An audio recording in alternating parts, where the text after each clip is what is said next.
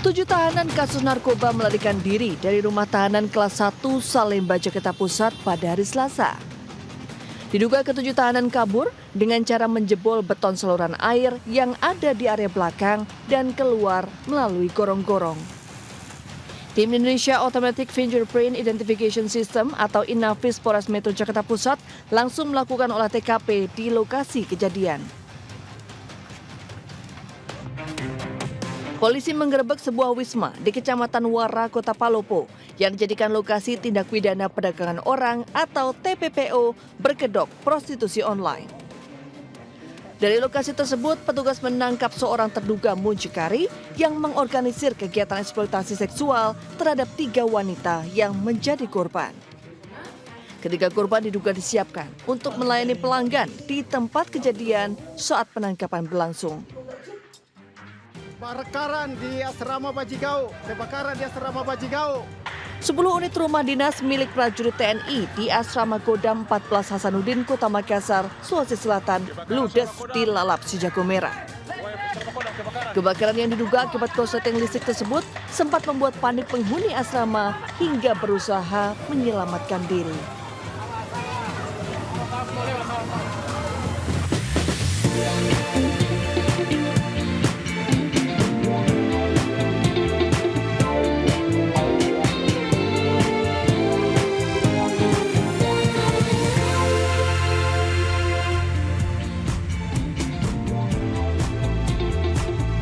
Halo, selamat malam pemirsa, menemani istirahat Anda, tim redaksi kami telah menyiapkan beragam informasi menarik, di antaranya hasil sementara olah TKP tabrakan beruntun tol Cipularang.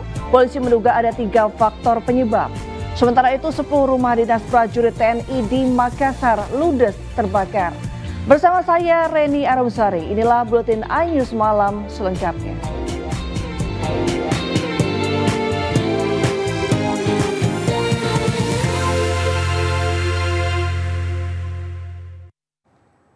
Pemirsa, aksi pencurian spion mobil terjadi di tengah kemacetan dan cuaca hujan di Jalan Tomang Raya, Grogol, Petamburan, Jakarta Barat. Tanpa rasa takut, pelaku nekat beraksi di keramaian lalu lintas. Usai mematahkan spion sebuah mobil SUV, pelaku dengan santai meninggalkan lokasi kejadian.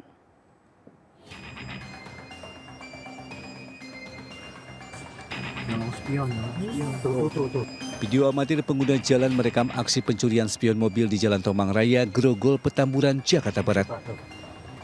Di tengah kemacetan lalu lintas dan cuaca hujan, seorang pria bertopi mendekati sebuah mobil SUV. Tanpa rasa takut kondisi lalu lintas yang ramai, pelaku tanpa basa-basi langsung mematahkan spion mobil. Usai melakukan aksi pencurian, pelaku berjalan santai meninggalkan lokasi kejadian. Peristiwa ini membuat resah pengguna jalan di kawasan Tomang Raya, Grogol, Petamburan, Jakarta Barat. Aksi pencurian spion memang kerap terjadi di tengah keramaian lalu lintas. Kalau kejadian itu sering, tapi dalam kondisi jalanan raya macet. Itu kejadian itu ada di jembatan lintas Tomang. Sudah sepanjang sih, TKP-nya itu ada di atas jembatan. Dalam situasi macet. Pengguna jalan berharap agar petugas meningkatkan penjagaan serta memasang kamera CCTV di titik-titik kemacetan di kawasan Tomang Raya, Grogol, Petamburan, Jakarta Barat. Dari Jakarta, Miftahul Gani, iNews melaporkan. Sebuah minibus terjatuh ke parit usai mengisi bahan bakar di SPBU kawasan Cengkareng, Jakarta Barat. Kecelakaan tunggal tersebut akibat pengemudi salah menginjak pedal rem hingga mobil hilang kendali serta menabrak pagar pembatas dan jatuh ke parit.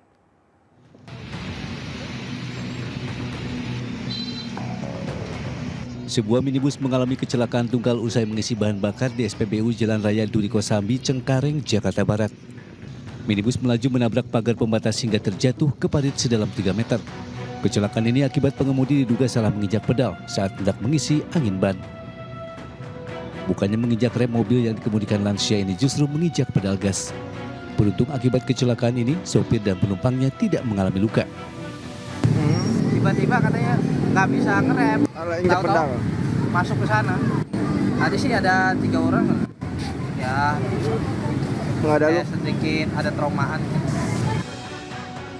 Sementara itu, meski telah menerjunkan kendaraan derek, proses evakuasi minibus sempat mengalami kesulitan. Bahkan evakuasi berlangsung hingga malam dengan menerjunkan 2 unit kendaraan untuk mengangkat minibus dari parit. Dari Jakarta, Miftahul Gani, iNews melaporkan. 7 tahanan kasus narkoba melarikan diri dari rumah tahanan kelas 1 Salemba, Jakarta Pusat. Diduga ke-7 tahanan tersebut kabur dengan cara menjebol beton saluran air yang ada di area belakang dan keluar melalui gorong-gorong.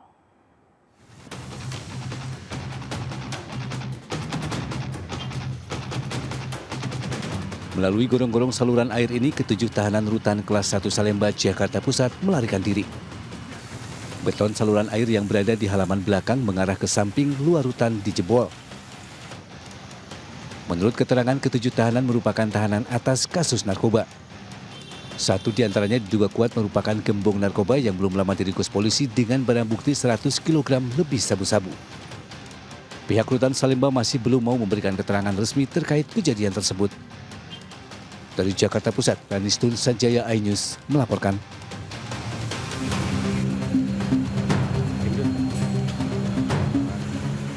Sementara itu, Inapis Polres Metro Jakarta Pusat langsung melakukan olah TKP di rutan kelas 1 Salemba. Olah TKP diawali dari ruang Brand Gate, sebuah ruang kosong yang merupakan koridor pembatas antara area sel dengan dinding gedung. Tim Inafis juga memeriksa teralis yang dibobol, beton penutup saluran air yang dijebol, hingga menyisir gorong-gorong yang mengarah ke sisi samping luar hutan. Tak hanya tim Inafis, petugas dari Badan Narkotika Nasional juga didatangkan ke lokasi untuk memeriksa sejumlah saksi dan mencari bukti-bukti. Dari Jakarta Pusat, Rani Sanjaya, iNews melaporkan. Pemirsa, kepolisian melakukan rekonstruksi pasca kecelakaan beruntun di kilometer 92 Tol Cipularang, Jawa Barat yang melibatkan belasan kendaraan. Rekonstruksi dilakukan untuk mengetahui penyebab kecelakaan beruntun yang menyebabkan puluhan orang terluka dan 1 orang meninggal dunia.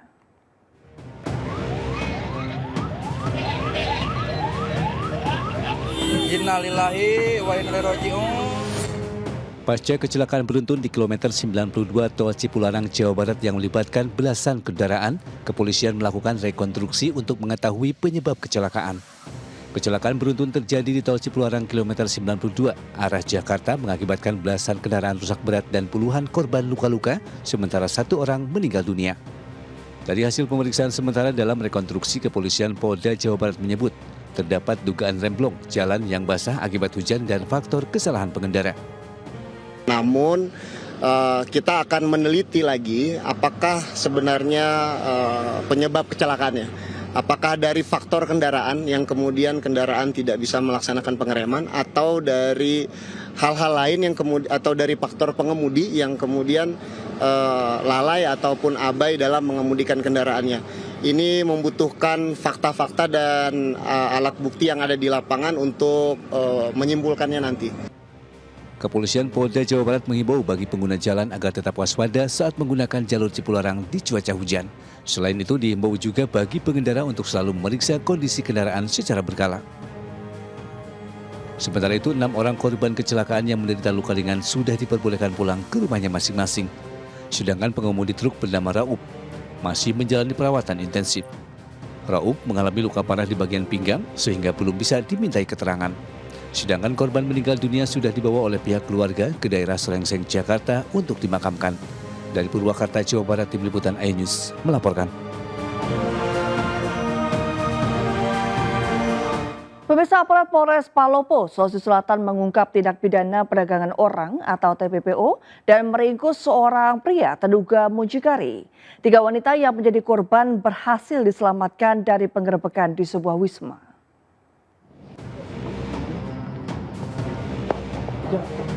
Polisi menggerebek sebuah wisma di Kecamatan Warga, Kota Palopo yang dijadikan lokasi tindak pidana perdagangan orang atau TPPO berkedok prostitusi online. Dari lokasi tersebut, petugas menangkap CA, terduga mucikari yang mengorganisir kegiatan eksploitasi seksual terhadap 3 wanita yang menjadi korban. Ketiga korban diduga disiapkan untuk melayani pelanggan di tempat kejadian saat penangkapan berlangsung. Bersama pelaku, polisi juga menyita barang bukti, 5 unit telepon seluler dan uang tunai hasil transaksi. Di hadapan penyidik, JA mengaku mencari pelanggan melalui aplikasi bertemanan dengan komisi 50% setiap transaksi yang berkisar Rp300.000 hingga Rp1,5 juta. 3 orang, misalnya dari kabupaten lain, kemudian sudah sebulan yang bersangkutan ditawarkan kepada lelaki Dumbelang yang ada di Malopo. Pengungkapan kasus ini diharapkan bisa menekan praktek perdagangan orang dan melindungi warga dari bahaya eksploitasi. Dari Kota Palopo, Sulawesi Selatan, Nasruddin Rubak, iNews melaporkan.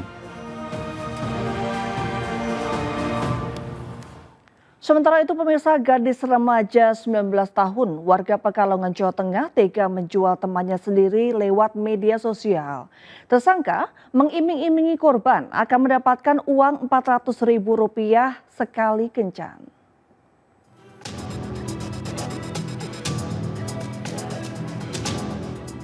SN alias Pesek, warga Bojong Kabupaten Pekalongan diamankan Satreskrim Polres Pekalongan, Jawa Tengah. Tersangka diduga melakukan tindak pidana perdagangan orang (TPPO) terhadap 3 wanita kepada pria hidung belang melalui akun media sosial miliknya. Ironisnya, ketika korban tersebut masih teman sendiri. Pengungkapan kasus ini hasil pemetaan kejadian di beberapa kecamatan dan pantauan di sosial media. Dari pengakuan tersangka, dirinya mematok tarif Rp600.000 setiap transaksi.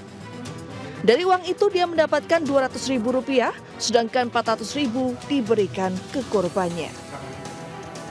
Untuk tempat berkencan, SN telah menyediakan tempat kos yang ia sewa di wilayah Tanjung Kulon Kajen.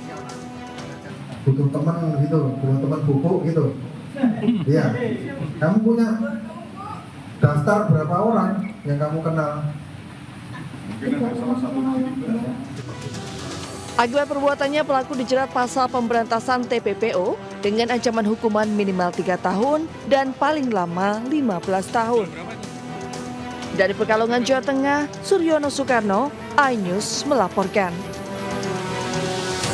Seorang terduga pelaku penggelapan mobil rental dihakimi warga setelah kabur hingga menabrak pengendara motor di Kota Makassar, Sulawesi Selatan.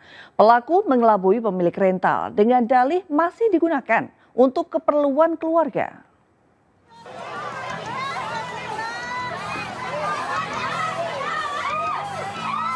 Puluhan warga mengepung dan menghajar AZ, terduga pelaku penggelapan mobil rental di Jalan Gontang Raya, Kecamatan Tamalate, Kota Makassar. Selain menghakimi pelaku, warga yang emosi juga merusak kaca bagian pintu dan depan mobil. Polisi yang tiba di lokasi langsung mengamankan pelaku dari kepungan warga.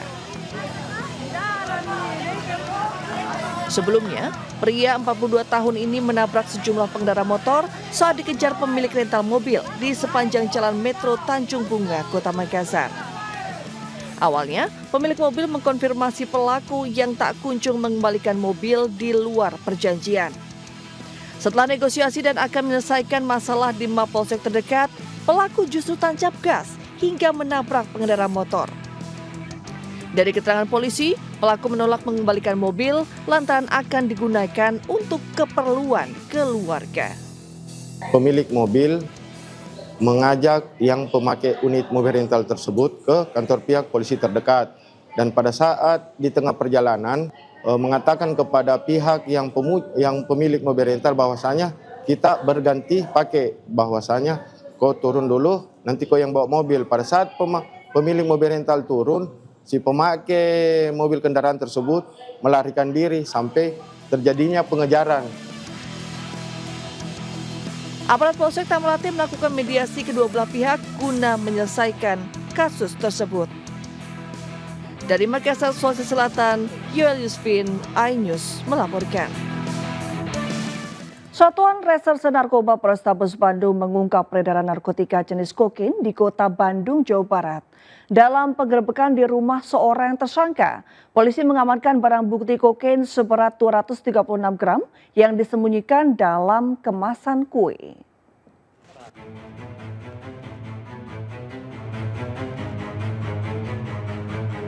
Petugas Satuan Narkoba Polrestabes Bandung menggerebek kediaman salah satu tersangka berinisial YP di kawasan Banjaran, Kabupaten Bandung 8 November silam. Penggerebekan digelar menyusul laporan masyarakat terkait keberadaan kokain di rumah kontrakan tersangka. Polisi pun langsung menggeledah kamar pelaku dan menemukan sebuah koper berisi 2 bungkusan makanan impor. Karena curiga, polisi kemudian membuka bungkusan makanan ini. Alangkah terkejutnya setelah dibuka, kemasan makanan ini ternyata berisi narkotika jenis kokain. Ada total belasan paket kokain dengan berat 236,3 gram yang disembunyikan YP di dalam kemasan kue. Menurut Kapolrestabes Bandung Budi Sartono, selain kokain, YP juga menyimpan sabu seberat 1 kg. Tersangka YP merupakan satu dari 17 pelaku pengedar narkotika yang ditangkap petugas saat narkoba Polrestabes Bandung dalam sepekan terakhir. Jadi yang jual kokain ini kita tangkap dengan barang bukti sabu 1 kilo. Jadi berarti dia spesialis bandar dan pengedar karena sabu-sabunya 1 kilo dan kokainnya 236 gram di tangan si YP ini. Akibat perbuatannya, para pelaku akan dijerat dengan pasal 114 dan 112 Undang-Undang Nomor 35 Tahun 2009 tentang narkotika. Ancaman pidana minimal 6 tahun, maksimal 20 tahun atau pidana seumur hidup dan sedikitnya denda 1 miliar rupiah. Kapolrestabes Bandung juga menambahkan bahwa kasus ini merupakan kali pertama pihaknya mengungkap peredaran kokain dalam jumlah signifikan di Kota Bandung. Dari Bandung, Jawa Barat, Jupita Mailani, iNews melaporkan. Direktorat Reserse Narkoba Polda Jawa Barat dan Polres Tasikmalaya Kota menggerebek pabrik pembuatan obat terlarang di Jalan Lejen Mashudi, Taman Sari, Kota Tasikmalaya. Dalam 1 bulan diperkirakan, pabrik ini memproduksi 1,5 juta butir obat.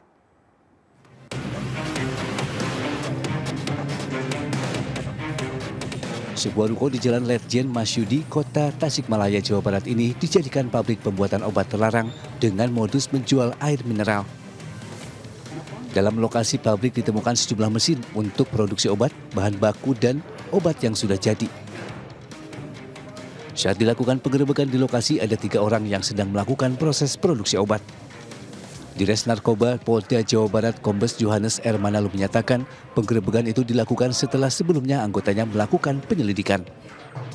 Pada penggerebekan ini, polisi menemukan beberapa mesin produksi obat, bahan baku, dan obat jadi.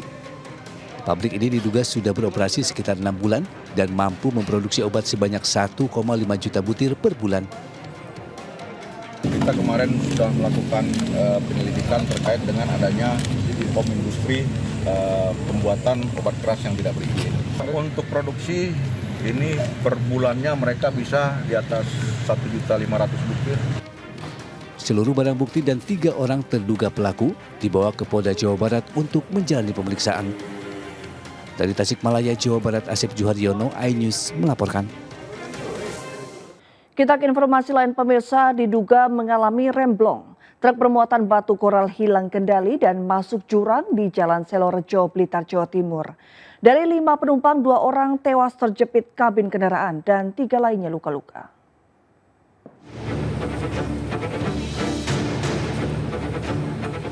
Inilah bangkai truk bermuatan batu koral yang terjun ke jurang Sungai Kalilegi, Kecamatan Sukorejo, Kabupaten Blitar. Bodi truk ringsek membuat penumpang terjepit di dalam kabin.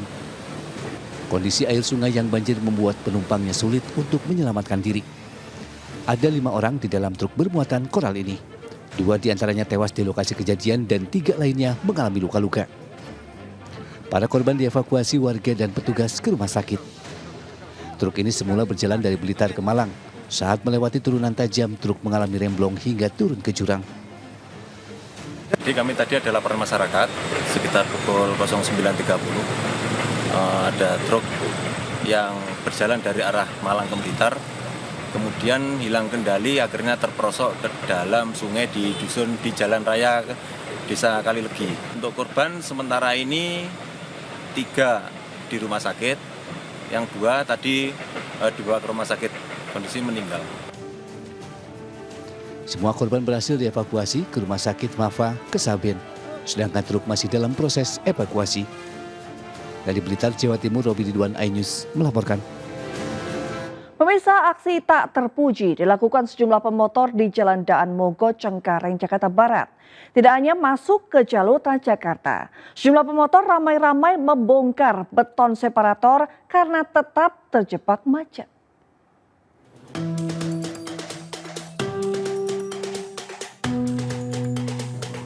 Sebuah video amatir memperlihatkan detik-detik saat sejumlah pengendara motor nekat membongkar separator bis Transjakarta. Hal ini dilakukan setelah pengendara tersebut terjebak kemacetan karena masuk ke jalur Transjakarta di halte Jembatan Gantung Jalan Daan Mogot, Cengkareng, Jakarta Barat. Mereka bersama-sama menggeser beton agar dapat dilalui kendaraannya keluar jalur Transjakarta. Fenomena pengendara menerobos jalur Transjakarta diduga sudah kerap terjadi, terutama saat jam berangkat kerja. Meski kerap dijaga, para pengguna jalan acap kali memanfaatkan kelengahan petugas yang berjaga di jalur Transjakarta. Dari Jakarta, Miftah Fulgani, iNews melaporkan. Sebanyak 10 unit rumah dinas milik prajurit TNI di Asrama Kodam 14 Hasanuddin Kota Makassar, Sulawesi Selatan, ludes dilalap si jago merah. Kebakaran diduga akibat korsleting listrik sempat membuat panik penghuni asrama dan langsung menyelamatkan diri.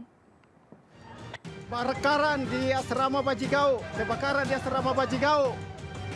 Belen, tolong dia, kebakaran di asrama Bajigau. Sejumlah warga panik saat kebakaran melanda rumah dinas milik prajurit TNI di Asrama Kodam 14 Hasanuddin, Jalan Bajigau, Kota Makassar, Sulawesi Selatan. Kebakaran asrama Kodam. Api dengan cepat membesar lantaran material bangunan rumah terbuat dari kayu serta kencangnya hembusan angin. Kebakaran.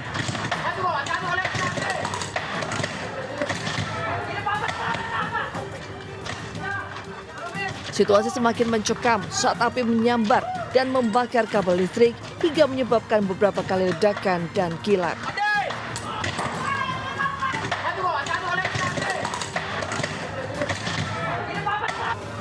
Besarnya kobaran api membuat penghuni asrama tidak bisa berbuat banyak dan hanya berusaha menyelamatkan diri.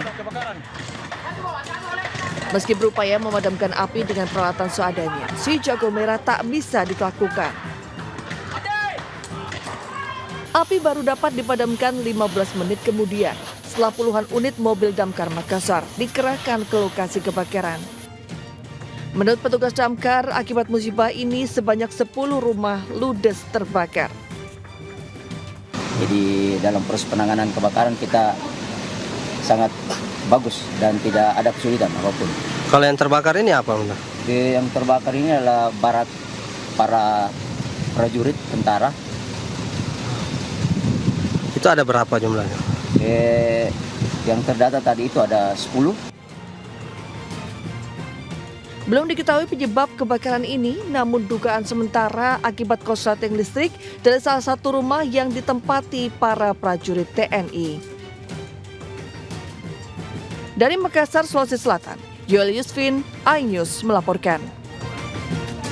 Sementara diduga akibat meledaknya genset, sebuah rumah sakit di Brebes, Jawa Tengah terbakar hebat. Kebakaran menghanguskan 4 ruangan dan sempat membuat ratusan pasien panik hingga berhamburan keluar ruangan.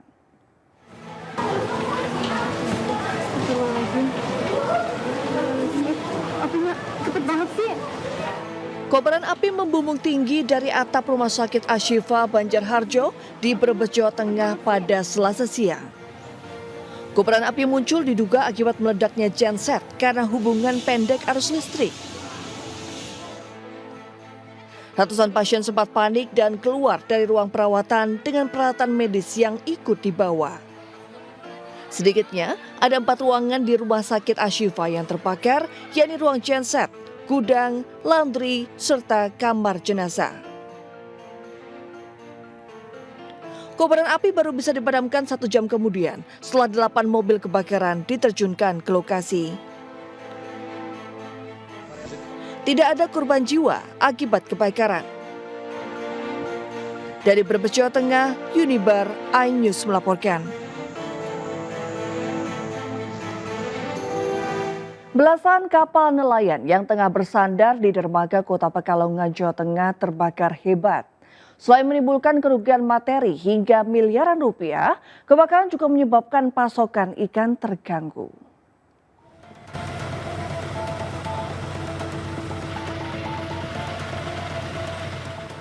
Kobaran api membakar 17 kapal nelayan yang sedang bersandar di Pelabuhan Perikanan Nusantara, Kota Pekalongan, Jawa Tengah. Api juga berasal dari kapal KM Nusantara, kemudian merembet ke kapal-kapal di sebelahnya. Lebih dari 6 mobil pemadam kebakaran dibantu mobil BPBD setempat dan kendaraan water cannon milik Polres Pekalongan Kota dikerahkan memadamkan api. Banyaknya bahan bakar minyak di dalam kapal serta material yang mudah terbakar membuat petugas mengalami kesulitan memadamkan api. Hingga kini belum diketahui penyebab kebakaran, sementara polisi masih terus mendalami peristiwa ini dengan memeriksa beberapa saksi. Kesulitan di lapangan yang pertama jelas armada kami memang selangnya itu memang kurang menjangkau lokasi kebakaran. Ya, jadi jarak jangkauannya memang terbatas. Namun kita akan berupaya semaksimal mungkin agar penanganan kebakaran ini segera selesai. Sudah berapa kapal yang terbakar? Ini kurang lebih itu hampir 17 kapal. Tidak ada korban jiwa dalam insiden kebakaran ini, sementara kerugian material ditaksir mencapai miliaran rupiah. Dari Pekalongan, Jawa Tengah, Suryono Soekarno, iNews melaporkan. Sejumlah ibu-ibu di Semper Barat, Cilencing, Jakarta Utara menangis menyampaikan keluhan ke Menteri Komunikasi dan Digital Mutia Hafid tentang suami mereka yang terlilit hutang akibat terjerat judi daring.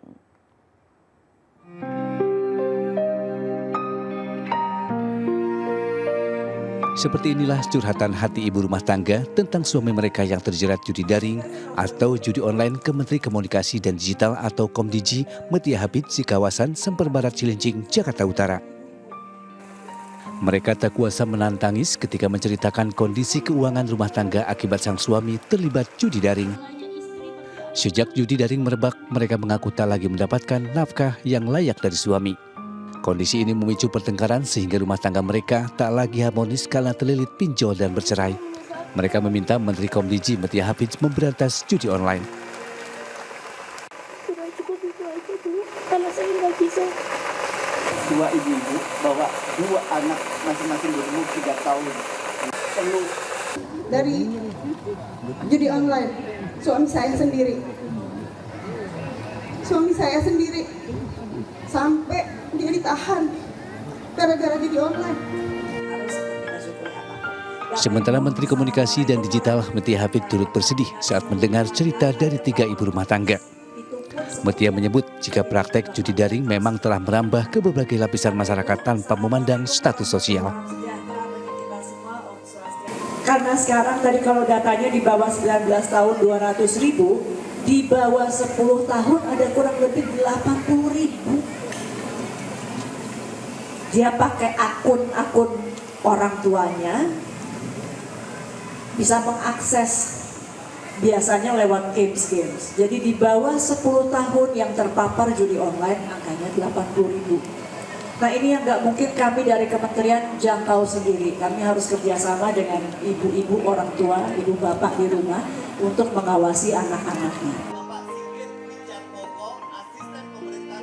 Kementerian Komdigi terus menyambangi masyarakat untuk memberikan edukasi dan pelatihan literasi digital untuk mencegah judi daring, terutama di lingkungan sekolah dan masyarakat. Langkah ini ditempuh seiring banyaknya masyarakat Indonesia yang terlibat dalam judi daring. Dari Jakarta, Sopyan Firdaus, iNews melaporkan.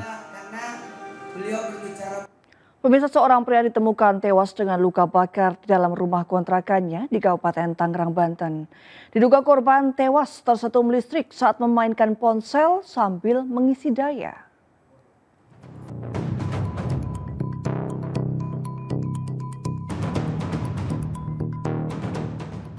Warga di Desa Talaga, Kecamatan Cikupa, Kabupaten Tangerang dikejutkan dengan kematian Sri Widodo di rumah kontrakannya.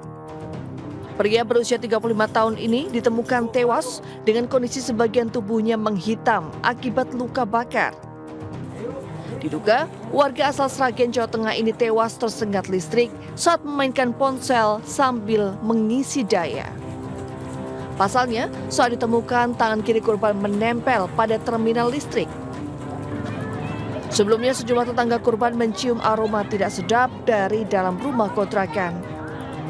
Setelah dilihat dari jendela, korban sudah meninggal dengan kondisi terlentang, lalu warga melapor ke Mapolsek Cikupa. Polisi yang datang ke lokasi melakukan olah TKP dan meminta keterangan sejumlah saksi. Ada yang hitam bagian mukanya sama tangan. Dugaannya sementara itu apa? Ya belum tahu, nanti yang itu yang RSUD. Selanjutnya polisi membawa jasad korban ke RSUD Palaraja untuk keperluan otopsi. Dari Kabupaten Tangerang, Banten, Aimarani, iNews melaporkan. Seorang pelajar SMA mendapat intimidasi dan kekerasan psikis dari seorang wali murid di Surabaya, Jawa Timur. Pelaku menyuruh korban meminta maaf sembari bersujud dan menggonggong kepada pelaku.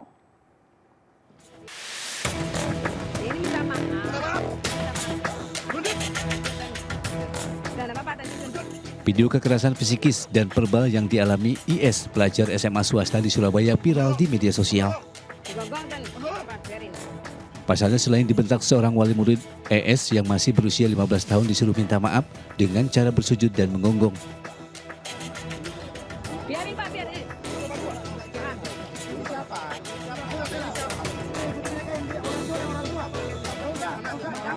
Ironisnya, insiden yang terjadi di depan sekolah ES ini disaksikan kedua orang tuanya yang hanya pasrah melihat sang anak diperlakukan tidak manusiawi. Ira Maria, orang tua ES, menjelaskan kejadian ini berawal dari candaan sang anak yang menyebut EMS, siswa beda sekolah, lucu karena punya rambut seperti anjing pudel. Tak disangka candaan ini berujung keributan setelah EMS melaporkan ke orang tuanya, Ivan Sugianto, saat mereka bertemu dalam kegiatan bersama. Sementara pihak sekolah ES sudah melaporkan kejadian ini ke Mapolrestabes Surabaya. Karena ini adalah persoalan yang menurut saya sangat melukai, bukan hanya melukai yang bermasalah, tapi juga secara tidak langsung juga melukai masyarakat, apalagi yang punya anak-anak yang masih sekolah. Tentu mereka khawatir jangan sampai kayak begini terjadi pada anak saya. Akibat kejadian tersebut, ES yang dianggap menjadi pemicu permasalahan mendapat surat peringatan pertama dari pihak sekolah. Dari Surabaya, Jawa Timur, Yuda Prawira, iNews melaporkan. Pemirsa, banding yang diajukan Panca Darmansyah, pembunuh 4 anak kandungnya yang divonis hukuman mati, akhirnya ditolak Pengadilan Tinggi DKI Jakarta. Dalam putusannya, Pengadilan Tinggi Jakarta menguatkan putusan Pengadilan Negeri Jakarta Selatan yang menjatuhkan pidana hukuman mati kepada pria berusia 41 tahun tersebut. Menjatuhkan pidana terhadap terdakwa Panca Darmansyah mulai itu dengan pidana mati.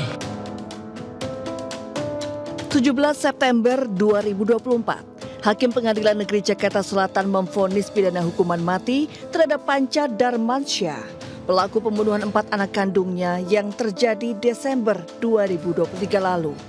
Atas putusan ini, Panca pun mengajukan banding ke Pengadilan Tinggi DKI Jakarta guna mengubah vonis hukuman mati yang sudah diputuskan sebelumnya. Namun, banding Panca akhirnya ditolak Hakim Pengadilan Tinggi Jakarta. Dalam sidang yang berlangsung hari Selasa, pihak Pengadilan Tinggi Jakarta memutuskan menguatkan putusan Pengadilan Negeri Jakarta Selatan yang ditetapkan 17 September 2024.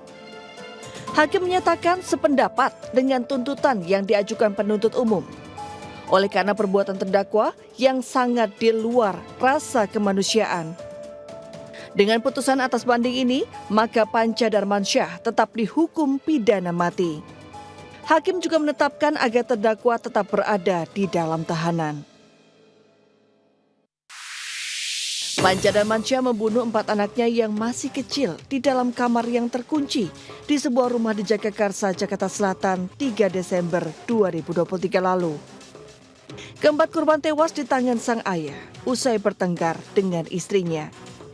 Jenazah para korban baru ditemukan pada 6 Desember 2023 setelah warga mencium bau tidak sedap dari dalam rumah kontrakan tersebut. Atas tindakan kejinya itu, kuasa hukum Panca menyebut tindakan kliennya akibat mengalami gangguan kejiwaan dan halusinasi. Namun, pembelaan ini tidak diterima pihak Pengadilan Negeri Jakarta Selatan yang dikuatkan Pengadilan Tinggi Jakarta saat sidang banding berlangsung. Pengadilan menegaskan, Panca membunuh keempat anak kandungnya sendiri dan melakukan kekerasan fisik terhadap istrinya sendiri dalam keadaan sadar dan direncanakan. Hakim menyatakan perbuatan Panca sangat tercela dan bertentangan dengan hukum serta melukai rasa keadilan dan kemanusiaan. Hakim juga menegaskan tidak ada hal yang meringankan pria 41 tahun itu.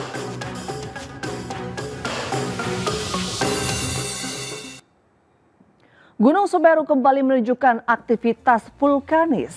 Informasi selengkapnya kami hadirkan sesaat lagi, tetaplah bersama kami.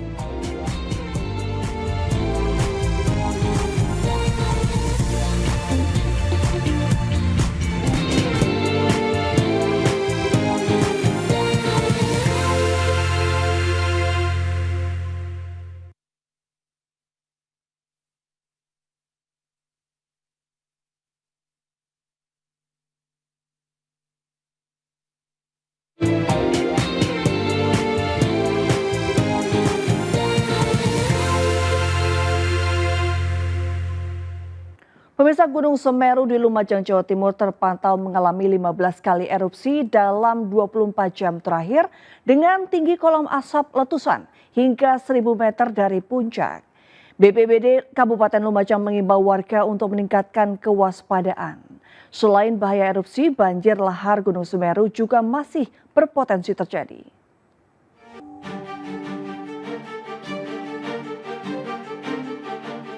Erupsi Gunung Semeru terpantau kamera CCTV di Desa Oro-Oro Ombo, Kecamatan Pronojiwo, Lumajang, Jawa Timur, Selasa siang.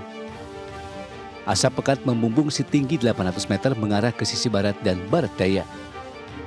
Dalam 24 jam terakhir, Gunung Semeru terpantau mengalami 15 kali erupsi dengan tinggi kolom asap letusan 300 hingga 1000 meter dari pusat letusan.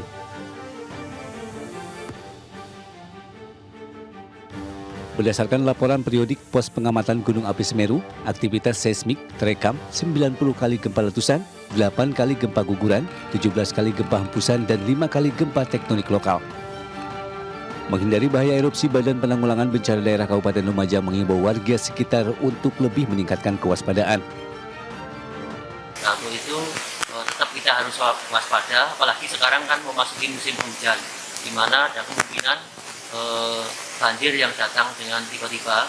Seperti kemarin sore dilaporkan telah terjadi getaran banjir dengan amplitudo antara 7 mm sampai dengan yang terbesar itu 32 mm. Sementara itu, berdasarkan rekomendasi Pusat Vulkanologi dan Mitigasi Bencana Geologi, masyarakat dilarang melakukan aktivitas apapun di radius 13 km dari puncak Gunung Semeru. Selain itu juga dilarang di radius 17 km sepanjang besok bubukan karena berpotensi terjadi perluasan awan panas serta aliran lahar. Dari Lumajang, Jawa Timur, Yayan Nugroho, iNews melaporkan. Pemirsa, MNC Peduli bersama Golden Tulip Spring Hill pada Lampung dan Brigif 4 Marinir menanam mangrove di Marines Eco Park, Kabupaten Pesawaran, Lampung. Kegiatan sosial ini merupakan bentuk kepedulian dalam menjaga keberlanjutan ekosistem lingkungan baik di darat maupun di laut. Ratusan pelajar bersama masyarakat pesisir dibantu personil Brigif 4 Marinir menanam 20.000 bibit mangrove dari 100.000 mangrove yang akan ditanam di Marines Eco Park, Kabupaten Pesawaran, Lampung. Aksi sosial MNC Peduli bersama Golden Tulip Spring Hill, Bandar Lampung dan Brigif 4 Marinir ini untuk menjaga ekosistem mangrove yang dapat membantu mengurangi dampak perubahan iklim, melestarikan ekosistem laut dan darat, serta dapat mencegah abrasi yang diakibatkan oleh gelombang laut.